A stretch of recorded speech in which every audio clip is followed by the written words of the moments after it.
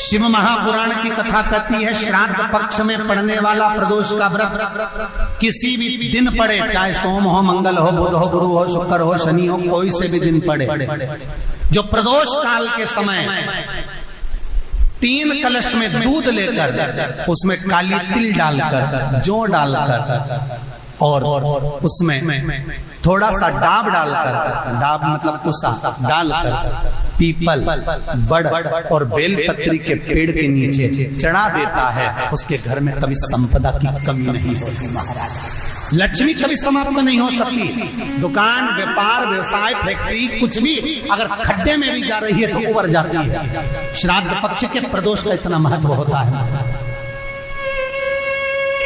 पर प्रदोष काल में ही चढ़ेगा, शाम के समय प्रदोष काल पीपल के नीचे, बट वृक्ष के नीचे, बड़ के पेड़ के नीचे, बेलपत्री के नीचे घी का दिया लगाकर आप दूध समर्पित करो। स्टील के पात्र में थोड़ा सा दूध लेकर कटोरी में ले जाओ, अगर पात्र भरकर नहीं ले जा सकते तो कटोरी पर ले जाओ, समर्पित।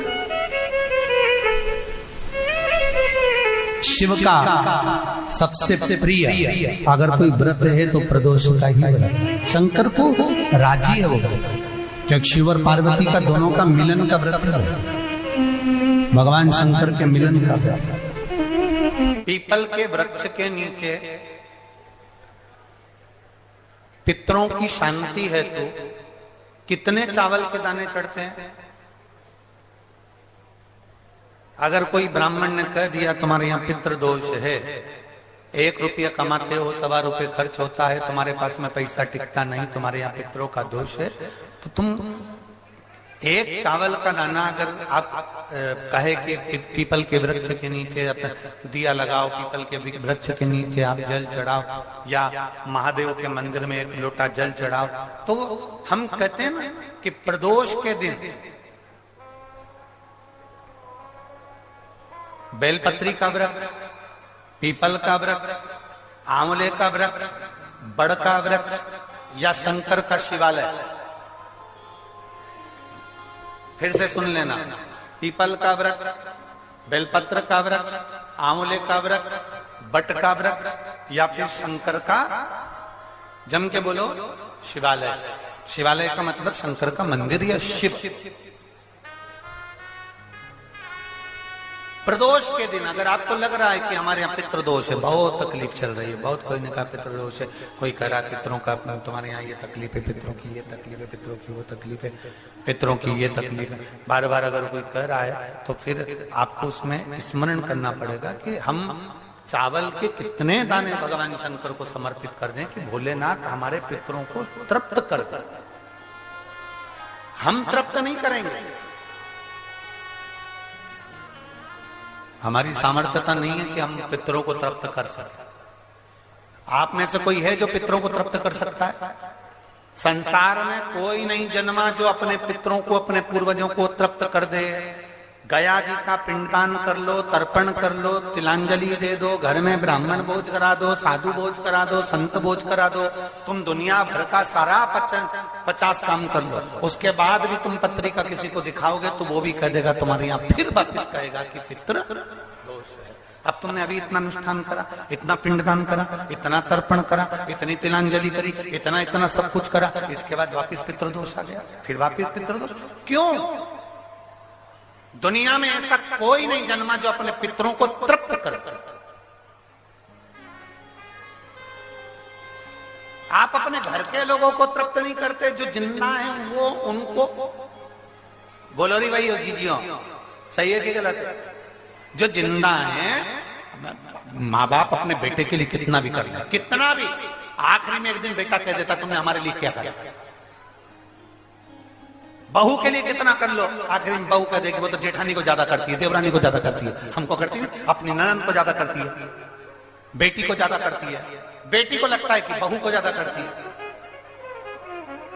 दामाद को लगता है बेटी को ज्यादा करती है, नाती पंती सबको कितना भी कर लो तुम, अपने अड़ोसी पड़ोसी तुम्हारे रिश्तेदारों को तुम कितना भी दे लो, कितना भी कर लो, पर जब ये तृप्त नहीं हुए तो वो बोलो तो कैसे हो जाएगा? अपनी सामर्थ्यता है, अपनी सामर्थ्यता है कि अपन तृप्त कर ले उनको? अपनी कोई सामर्थ्यता नहीं है कि अपन पितरों को तृप्त कर ले, या अपनी सामर्थ्यता के अंतर्गत नहीं, ये अपनी सामर्थ्यता नहीं है कि हम अपने पूर्वजों को, अपने पितरों को तृप्त कर। तृप्त कौन करेगा?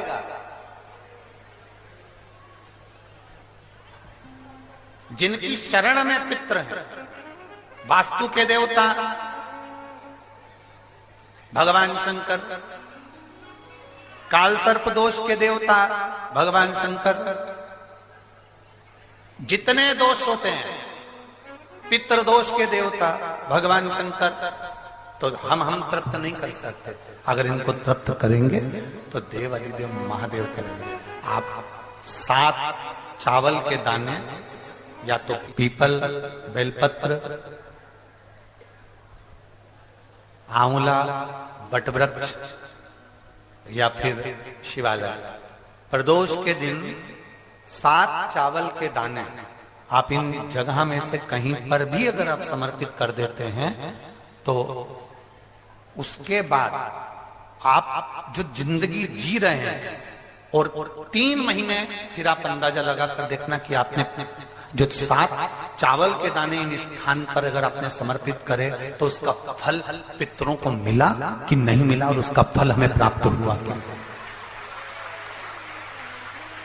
ये वो स्थान है जहां प्रदोष के दिन 7 अक्षत चावल का दाना भी हमारे पितरों को, पूर्वजों को तृप्त कर देता है। कौन कौन सा स्थान वापिस बोलेंगे सभी लोग? पहला पीपल, दूसरा बेलपत्र, तीसरा आंवला, चौथा वटवृक्ष, और 5वां शिवालय, शंकर भगवान का स्थान।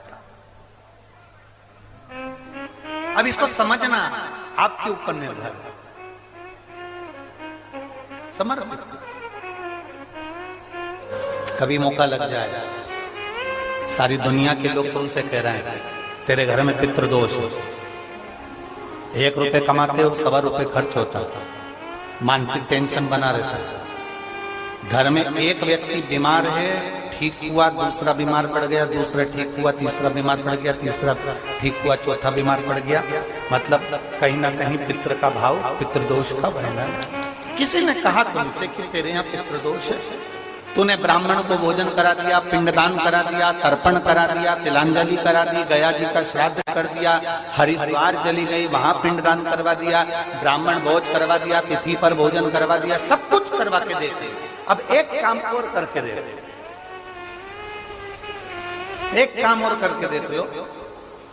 जब तुम घर में भगवान शंकर की आरती, तुम्हारे घर में शंकर जी का शिवलिंग है, भले काय का भी हो, छोटा सा, भले सियोर का कंकर शंकर हो, नर्मदा का कंकर हो, चाहे शंकर पारक के हो, पीतल के हो, स्टील के हो, लकड़ी के हो, जिसके भी हो, लोहे के हो, पाषाण के हो, जिसके भी हो, शंकर का शिवलिंग अगर हमारे घर में है, और आप रोज प्रतिदिन भगवान की आरती करते हो, प्रतिदिन, और आपको लग रहा है कि मेरे यहाँ तकलीफ चल रही है, ये ठीक ही नहीं हो रही, लगभग 1.5 महीना आप कम से कम 45 दिन, 1.5 महीने के करीब में ऐसा प्रयास करना कि भगवान की आरती, शंकर भगवान के शिवलिंग की आरती करने के बाद उस दिए को भगवान के सामने मत रखो, उस दिए को उठाकर जहां तुम पानी का मटका रखते हो, हंडा रखते हो, जिससे तुम पानी पीते हो, तुम्हारे रसोई घर में जो पानी का मटका, हंडा, बाल्टी, आरओ का पानी जिस मटके में गिरता है, हंडे में गिरता है, जिसको हमारे यहाँ पितरों का स्थान कहते हैं,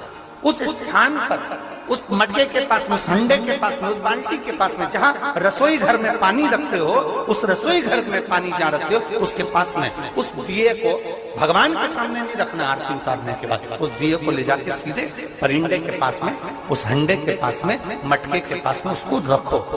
केवल 1.5 महीना कर देखना। 1.5 महीने के बाद तुम्हें मालूम पड़ेगा कि हम वापिस उन्नति की सीढ़ी पर चढ़ना प्रारंभ करती है, हमें फल मिलना चाहिए। अब तुम्हें ना कहीं जाना है, ना कहीं आना है, ना कोई खर्चा है। खर्चा है क्या?